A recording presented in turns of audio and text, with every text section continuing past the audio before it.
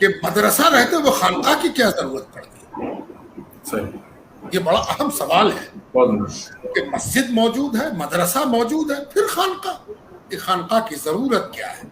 اچھی طرح جاننا چاہیے کہ مسجد اور مدرسہ یہ دونوں اس لحاظ سے اپنا کام کرتے ہیں کہ ایک بڑا طبقہ ان سے محروم رہ جاتا ہے۔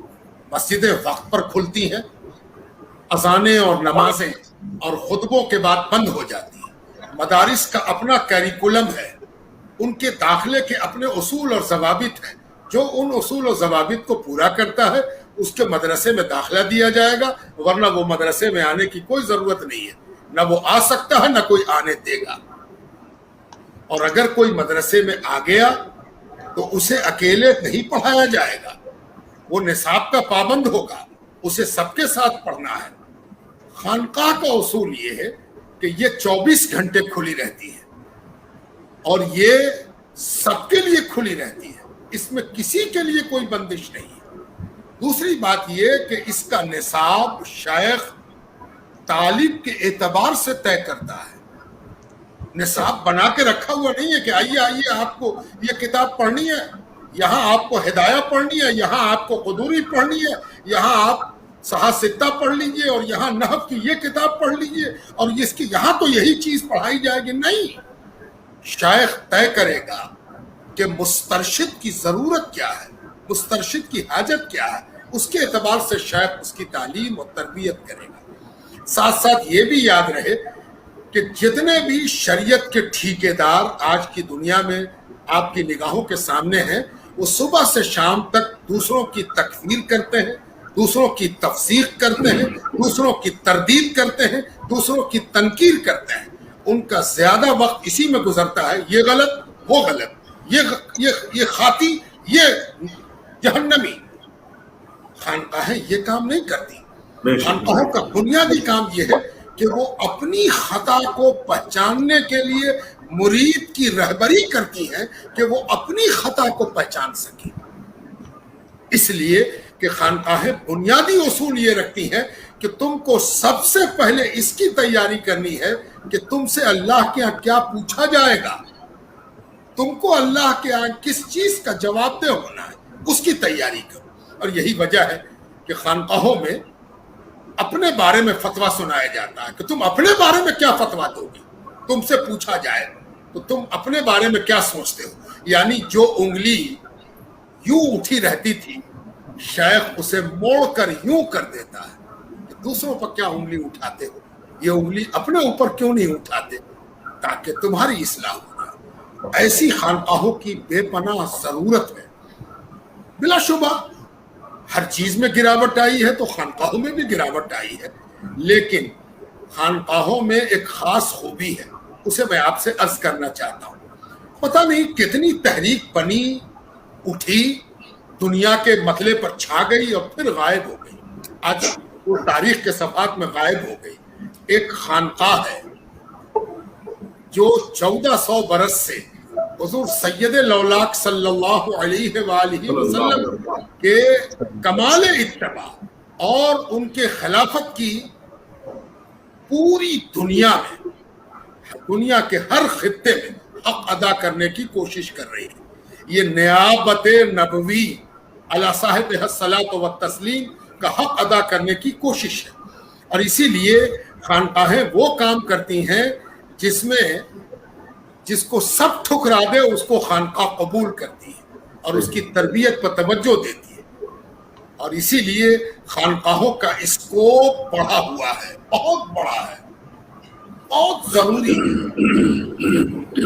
خانقاہیں معتقد بناتی نہیں، لوگ خانقاہوں کے معتقد ہو جاتے ہیں، اور اعتقاد کا دائرہ ارادت تک کب پہنچے گا یہ تو شیخ فیصلہ لیتا ہے، اور شیخ کا فیصلہ لینا اسی عمل کے مطابق ہونا چاہیے جو خانقاہی اصول کے مطابق ہے۔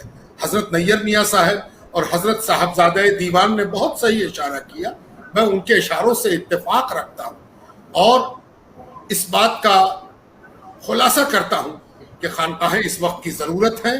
ہم سب کو مل کر اپنی اپنی خانقاہوں کو بھی درست کرنا ہے اور دوسری خانقاہوں کو بھی اپنی خانقاہوں کے ساتھ ساتھ اسی روش پر چلانا ہے جو ان کے بزرگوں کی روش ہے. اور بزرگوں کی روش ہمیشہ سے ایسی رہی ہے جس میں دوسروں کی تنقید اور تنقید کم سے کم ہو اور اپنی تنقید اور تنقید سب سے زیادہ ہو، اور اسی سے خانقاہوں کی کامیابی کا راستہ نکلتا ہے.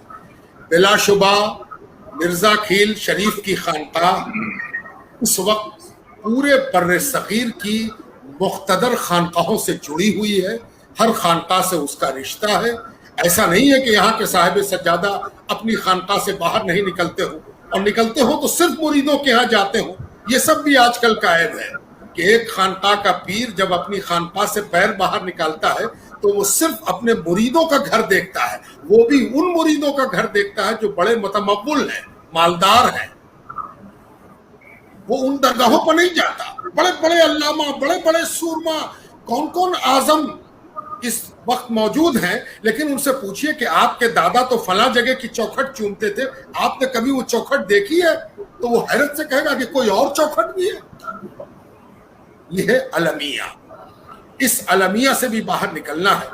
مرزا کھیل کی خانقاہ کی ایک خوبی یہ ہے کہ یہ سال میں 2 سال پر 3 سال پر یہاں کا صاحب سجادہ، نائب سجادہ نکلتا ہے اور ان ڈیوڑیوں تک پہنچتا ہے جہاں اس کے آباء و اجداد، جہاں اس کے شیوخ، جہاں اس کے جہانگیر جاتے رہے ہیں، اور اسی نسبت اور اسی کیفیت کے ساتھ حاصل ہوتا ہے. یہی وجہ ہے کہ ان کی خانقاہ کا احیاء ہو رہا ہے اور ان کی خانقاہوں میں وہ کیفیت پیدا ہو رہی ہے. حضرت فخر العارفین علامہ شاہ عبد الحی نے پٹنہ بہار کی راجدھانی ہندوستان میں ایک بڑا عرصہ گزارا. ان کو شوق تھا تحقیق کا، ان کو شوق تھا اکابر کی کتابوں کے دیکھنے کا. وہ شاید پہلے آدمی تھے جنہوں نے ہندوستان میں سب سے پہلے حضرت علامہ عبد الغنی نابلوسی کی کتابوں کا تعارف کرایا. سب سے پہلے حضرت علامہ عبد الغنی کی کتابوں کو جس خوبی کے ساتھ انہوں نے پیش کیا، یہ ان کا کمال تھا. حضرت علامہ عبد الحی نے پٹنے میں خدا بخش لائبریری اور خانقاہ منیمیہ میں اپنا وقت گزارا. یہاں کے عرس میں شرکت کی، سیدنا مخدوم منیم پالماس کے عرس میں شرکت کی. اور اتنا بڑا علامہ، اتنا بڑا محقق، اس کا ادب یہ تھا کہ جب وہ اپنے پیر و مرشد جد مرشد کی خانقاہ میں پٹنہ میں حاضر آتے تو چوکھٹ کے پاس بیٹھ جاتے. صدر میں بلایا جاتا تو انکار کر دیتے اور کہتے کہ حضور ہم اپنا مقام و مرتبہ جانتے ہیں. یہ ہے علامہ شاہ عبد الحی. جتنی بلندی اتنی ہی زیادہ عاجزی اور انکساری. یہ بھی خانقاہ کی تعلیم ہے کہ تم اگر بہت بڑے ہو جاؤ تو تمہارے لیے عاجزی اور انکساری کا دفتر بند نہیں ہوتا، عاجزی اور انکساری کا دفتر کھلا رہتا ہے. بلا شبہ آج کی تاریخ میں مرزا کھیل کی خانقاہ ایک نمایاں مثالی خانقاہ ہے. اللہ اس کو آباد و شاداب رکھے، باکمال رکھے، اور یہاں کے صاحب سجادہ کی عمر میں صحت کے ساتھ برکت دے، اور یہاں کے نائب سجادہ نشین کو خوب نعمات اور کیفیات سے بھرپور فرمائے.